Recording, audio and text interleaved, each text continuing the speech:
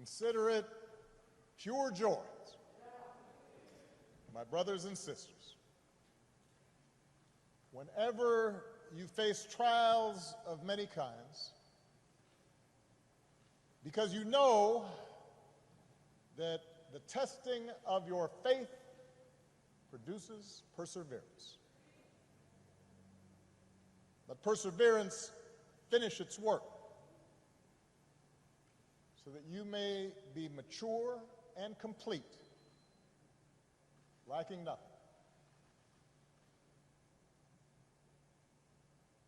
It is a great honor to be back in Ebenezer Baptist Church, in the pulpit of its greatest pastor, Dr. Martin Luther King Jr., to pay my respects to perhaps his finest disciple, an American whose faith was tested again and again to produce a man of pure joy and unbreakable perseverance, John Robert Lewis. To those who have spoken, to Presidents Bush and Clinton, Madam Speaker, Reverend Warnock, Reverend King, John's family, friends, his beloved staff, Mayor Bottoms. I've come here today because I, like so many Americans, owe a great debt to John Lewis and his forceful vision of freedom. You know, this country is a constant work in progress. We're born with instructions to form a more perfect union. Explicit in those words is the idea that we're imperfect, that what gives each new generation purpose is to take up the unfinished work of the last and carry it further than any might have thought possible. John Lewis, first of the Freedom Riders, head of the Student Nonviolent Coordinating Committee, youngest speaker at the March on Washington, leader of the march from Selma to Montgomery, member of Congress representing the people of this state and this district for 33 years, mentor to young people, including me at the time, until his final day on this earth. He not only embraced that responsibility, but he made it his life's work, which isn't bad for a boy from Troy. John was born into modest means. That means he was poor.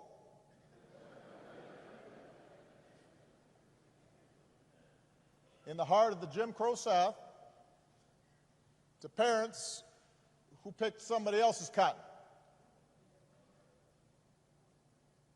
Apparently, he didn't take to farm work. On days when he was supposed to help his brothers and sisters with their labor, he'd hide under the porch and make a break for the school bus when it showed up. His mother, Willie Mae Lewis, nurtured that curiosity in this shy, serious child. Once you learn something, she told her son, once you get something inside your head, no one can take it away from you. As a boy, John listened through the door after bedtime. His father's friends complained about the Klan. One Sunday as a teenager, he heard Dr. King preach on the radio.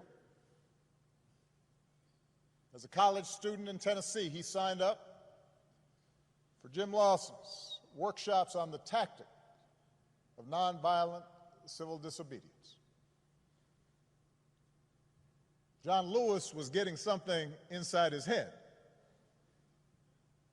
an idea he couldn't shake, took hold of him, that nonviolent resistance and civil disobedience were the means to change laws, but also change hearts and change minds and change nations and change the world. So he helped organize the Nashville campaign in 1960. He and other young men and women sat at a segregated lunch counter, well-dressed, straight back, refusing to let a milkshake poured on their heads or a cigarette extinguished on their backs or a foot aimed at their ribs. Refused to let that dent their dignity and their sense of purpose. And after a few months, the Nashville campaign achieved the first successful desegregation of public facilities in any major city in the South. John got a taste of jail for the first, second, third, well, several times. But he also got a taste of victory, and it consumed him with righteous purpose. And he took the battle deeper into the South. And that same year, just weeks after the Supreme Court ruled that segregation of interstate bus facilities was unconstitutional, John and Bernard Lafayette bought 2 tickets, climbed aboard a Greyhound, sat up front, and refused to move. This was months before the first official freedom rides. He was doing a test. Trip was unsanctioned. Few knew what they were up to. And at every stop through the night, apparently the angry driver stormed out of the bus and into the bus station. And John and Bernard had no idea what he might come back with or who he might come back with.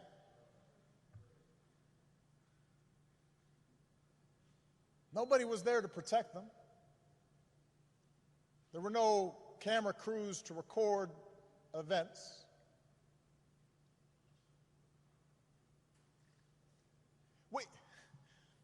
Sometimes, Rev, we read about this and we kind of take it for granted, or at least we act as if it was inevitable. Imagine the courage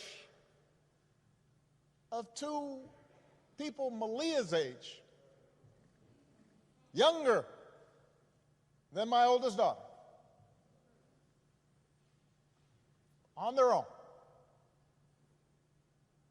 to challenge an entire infrastructure of oppression. John was only 20 years old, but he pushed all 20 of those years to the center of the table, betting everything, all of it, that his example could challenge centuries of convention and generations of brutal violence and countless daily indignities suffered by African Americans. Like John the Baptist preparing the way, like those Old Testament prophets speaking truth to kings. John Lewis did not hesitate, and he kept on getting on board buses and sitting at lunch counters, got his mugshot taken again and again, marched again and again on a mission to change America.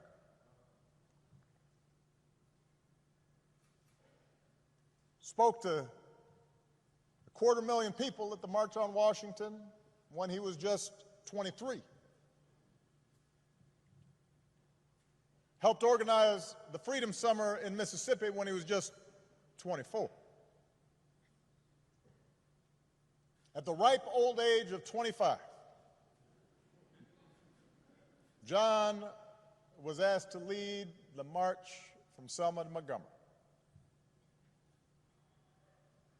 He was warned that Governor Wallace had ordered troopers to use violence. But he and Hosea Williams and others led them across that bridge anyway. And we've all seen the film and the footage and the photographs. President Clinton mentioned the trench coat, the knapsack, the book to read, the apple to eat, the toothbrush. Apparently, jails weren't big on such creature comforts. And you look at those pictures, and John looks so young, and he's small in stature,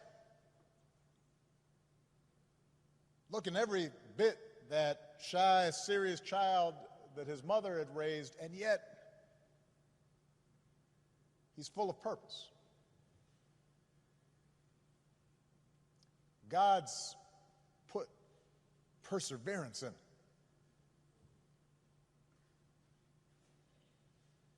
And we know what happened to the marchers that day. Their bones were cracked by billy clubs, their eyes and lungs choked with tear gas. They knelt to pray, which made their heads easier targets.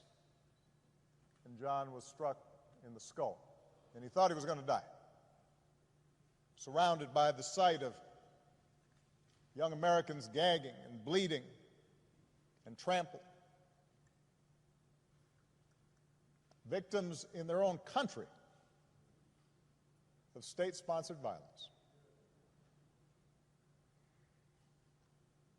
And the thing is, I imagine initially that day, the troopers thought they'd won the battle.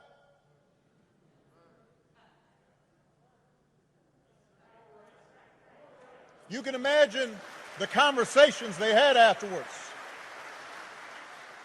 You can imagine them saying, yeah, we showed them.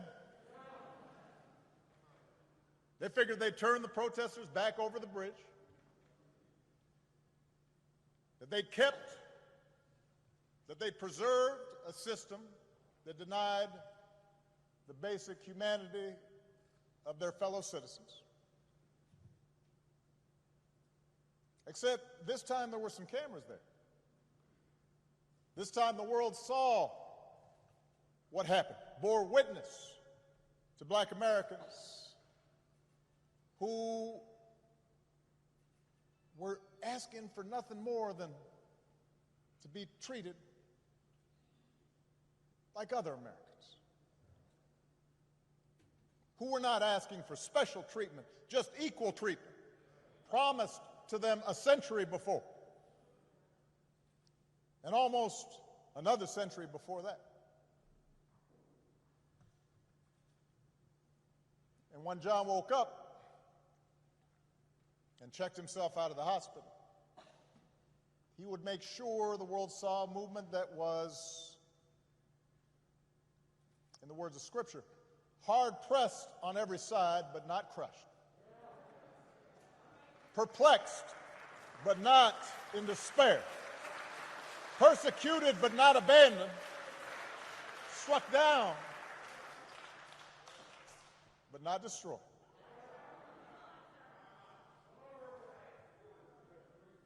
So he returned to Brown Chapel, a battered prophet, bandages around his head.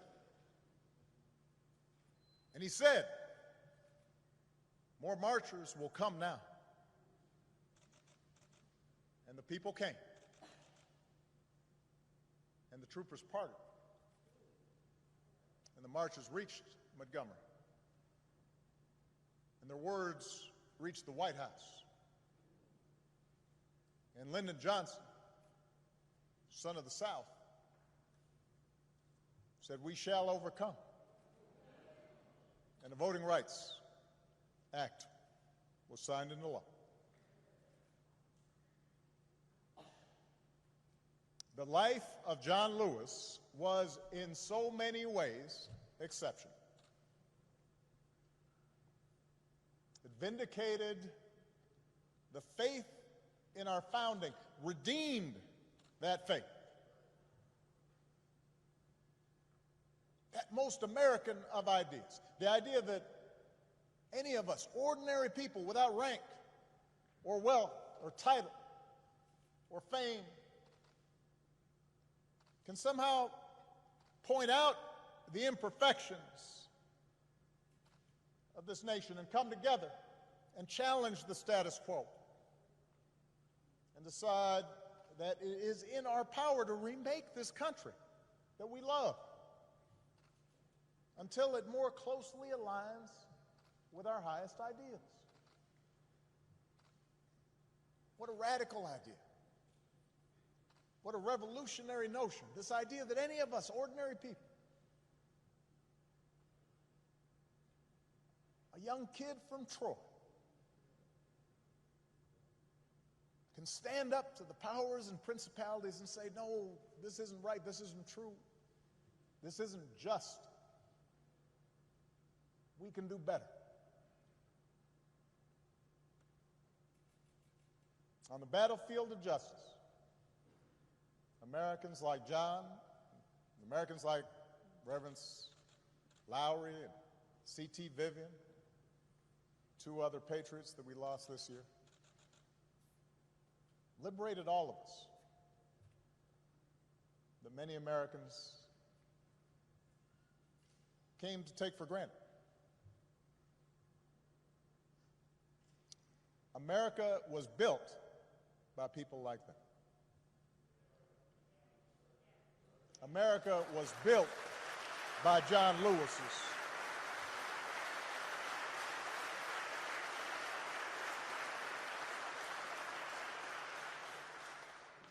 He, as much as anyone in our history, brought this country a little bit closer to our highest ideals. And someday, when we do finish that long journey towards freedom, when we do form a more perfect union, whether it's years from now or decades or even if it takes another 2 centuries, John Lewis will be a founding father of that fuller, fairer, better America.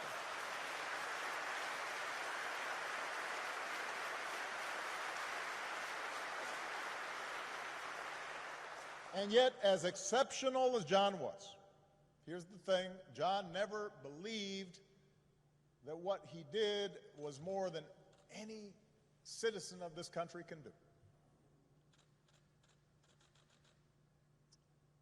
I mentioned in the statement the day John passed,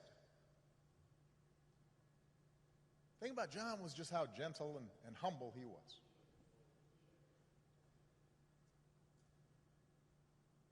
And despite this storied, remarkable career, he treated everyone with kindness and respect because it was innate to him, this idea that any of us can do what he did if we're willing to persevere. He believed that in all of us there exists the capacity for great courage.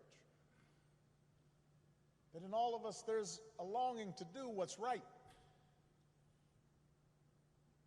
That in all of us there's a willingness to love all people and to extend to them their God-given rights to dignity and respect.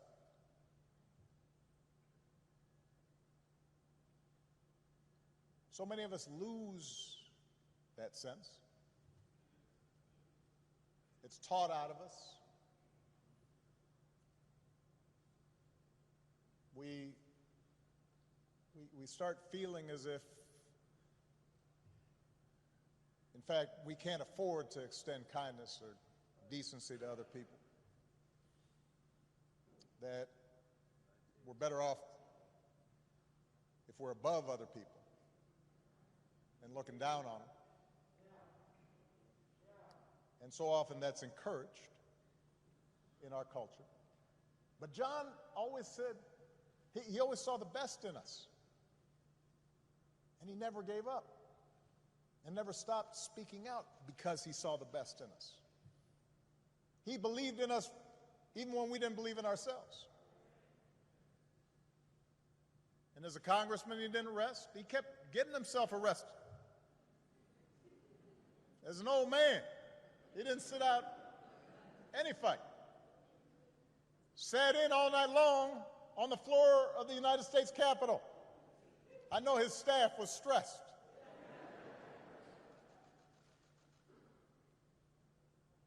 But the testing of his faith produced perseverance.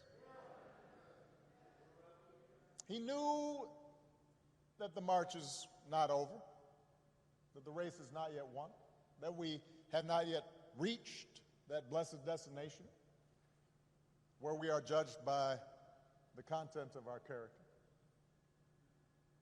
He knew from his own life that progress is fragile, that we have to be vigilant against the darker currents of this country's history, of our own history, with their whirlpools of violence and hatred and despair that can always rise again. Bull Connor may be gone, but today we witness with our own eyes police officers kneeling on the necks of black Americans. George Wallace may be gone,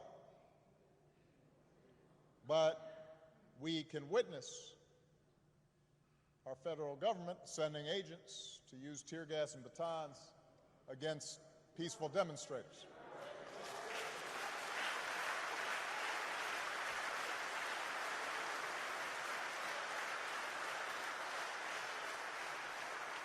We may no longer have to guess the number of jelly beans in a jar in order to cast a ballot.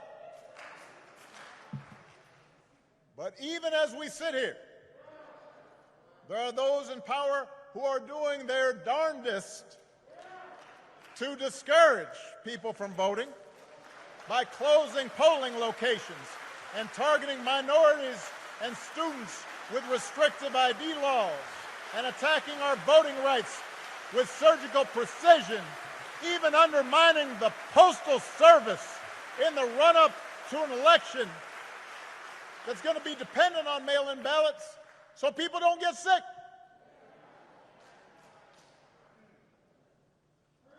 Now, I know this is a celebration of John's life.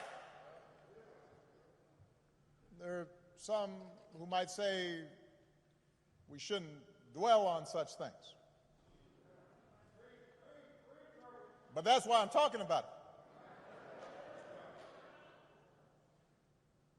John Lewis devoted his time on this earth fighting the very attacks on democracy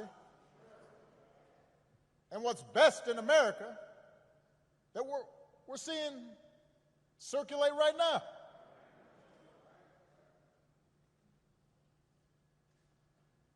He knew that every single one of us has a God-given power, and that the fate of this democracy depends on how we use it. That democracy isn't automatic. It has to be nurtured. It has to be tended to. We have to work at it. It's hard. And so he knew that it depends on whether we summon a measure, just a measure of John's moral courage to question what's right and what's wrong and call things as they are. He said that as long as he had a breath in his body, he would do everything he could to preserve this democracy. And as long as we have breath in our bodies, we have to continue his cause. If we want our children to grow up in a democracy, not just with elections, but a true democracy, a representative democracy, and a big-hearted, tolerant, vibrant, inclusive America of perpetual self-creation, then we're going to have to be more like John. We don't have to do all the things he had to do because he did them for us, but we got to do something. As the Lord instructed Paul, do not be afraid. Go on speaking. Do not be silent, for I am with you, and no one will attack you to harm you, for I have many in this city who are my people. It's just, everybody's got to come out and vote. We got all those people in the city, but they can't do nothing. Like John, we've got to keep getting into that good trouble. He knew that nonviolent protest is patriotic, a way to raise public awareness and put a spotlight on injustice and make the powers that be uncomfortable. Like John, we don't have to choose between protests and politics. It's not an either-or situation. It's a both-and situation. We have to engage in protests where that's effective, but we also have to translate our passion and our causes into laws, institutional practices. That's why John ran for Congress 34 years ago. Like John, we've got to fight even harder for the most powerful tool that we have, which is the right to vote. The Voting Rights Act is one of the crowning achievements of our democracy. It's why John crossed that bridge. It's why he spilled his blood. And by the way, it was the result of Democratic and Republican efforts. President Bush, who spoke here earlier, and his father signed its renewal when they were in office.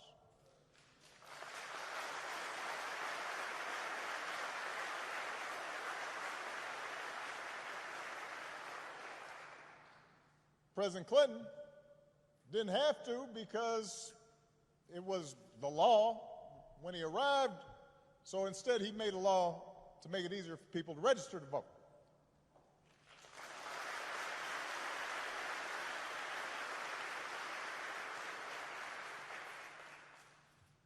But once the Supreme Court weakened the Voting Rights Act, some state legislators unleashed a flood of laws designed specifically to make voting harder, especially, by the way, state legislators where there's a lot of minority turnout and population growth. That's not necessarily a mystery or an accident.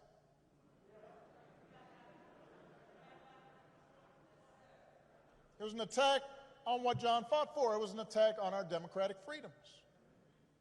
And we should treat it as such. If politicians want to honor John, and I'm so grateful for the legacy and work of all the congressional leaders who are here, but there's a better way than a statement calling him a hero. You want to honor John? Let's honor him by revitalizing the law that he was willing to die for.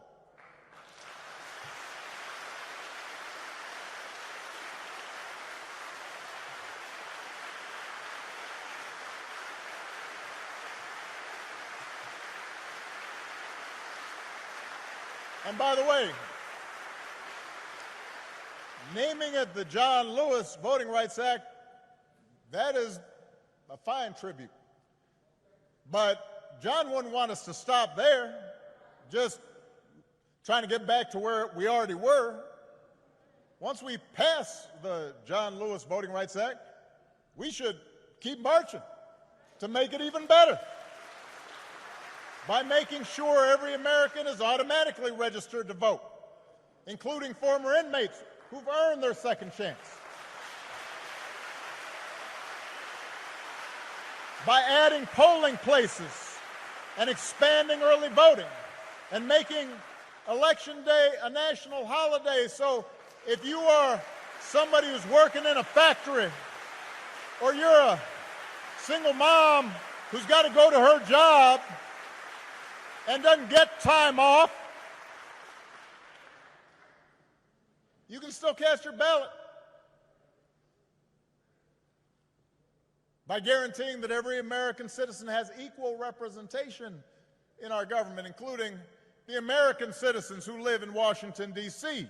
and in Puerto Rico. They're Americans.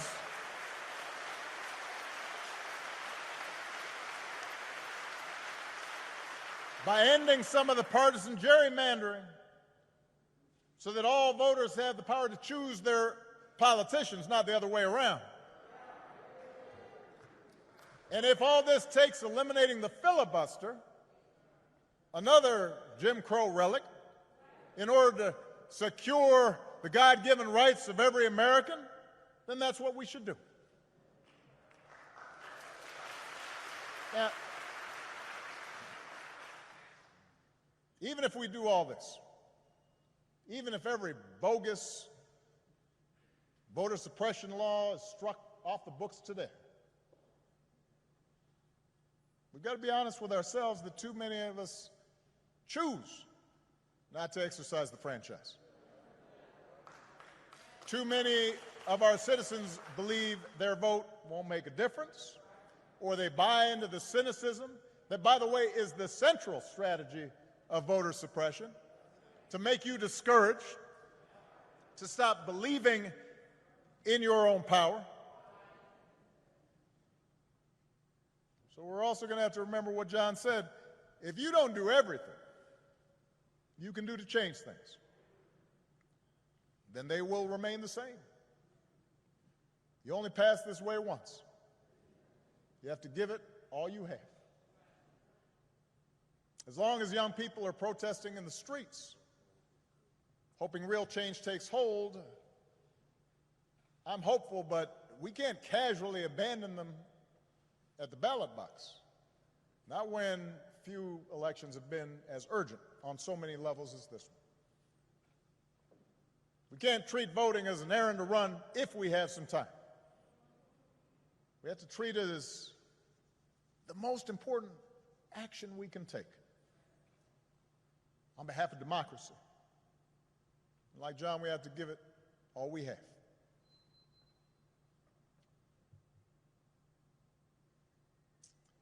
I was proud that John Lewis was a friend of mine. I met him when I was in law school. He came to speak. And I went up and I said, Mr. Lewis, you are one of my heroes.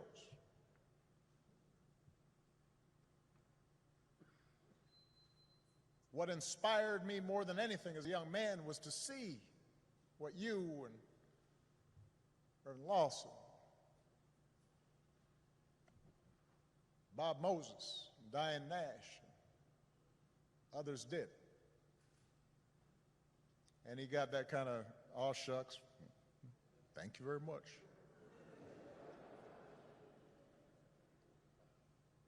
Next time I saw him, I'd been elected to the United States Senate. And I told him, John, I'm here because of you.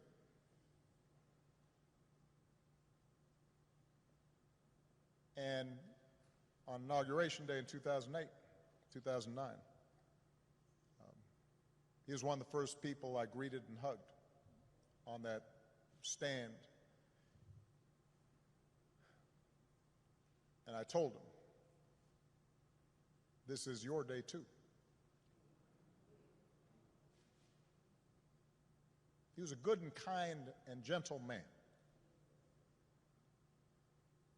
And he believed in us. even when we don't believe in ourselves. And it's fitting that the last time John and I shared a public forum was on Zoom. And I'm pretty sure neither he nor I set up the Zoom call because we didn't know how to work it. There's a virtual town hall with a gathering of young activists who had been helping to lead this summer's demonstrations in the wake of George Floyd's death. And afterwards, I spoke to John privately, and he could not have been prouder to see this new generation of activists standing up for freedom and equality, a new generation that was intent on voting and protecting the right to vote, in some cases a new generation running for political office. And I told him, all those young people, John, of every race and every religion, from every background and gender and sexual orientation, John, those are your children. They learned from your example, even if they didn't always know it. They had understood through him what American citizenship requires, even if they'd only heard about his courage through the history books. By the thousands, faceless, anonymous, relentless young people, black and white, have taken our whole nation back to those great wells of democracy which were dug deep by the founding fathers in the formulation of the Constitution and the Declaration of Independence. Dr. King said that in the 1960s, and it came true again this summer. We see it outside our windows in big cities and rural towns, in men and women, young and old, straight Americans and LGBTQ Americans, blacks who long for equal treatment, and whites who can no longer accept freedom for themselves while witnessing the subjugation of their fellow Americans.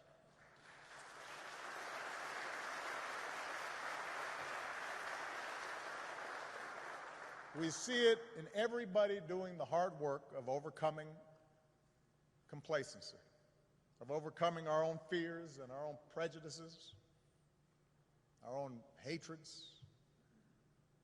You see it in people trying to be better, truer versions of ourselves. And that's what John Lewis teaches us. That's where real courage comes from, not from turning on each other, but by turning towards one another, not by sowing hatred and division, but by spreading love and truth,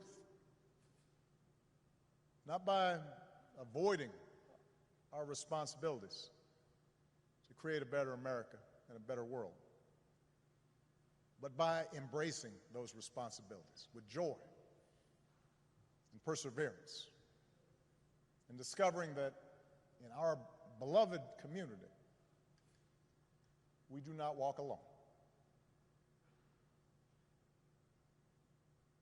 What a gift John Lewis was. We are all so lucky to have had him walk with us for a while and show us the way.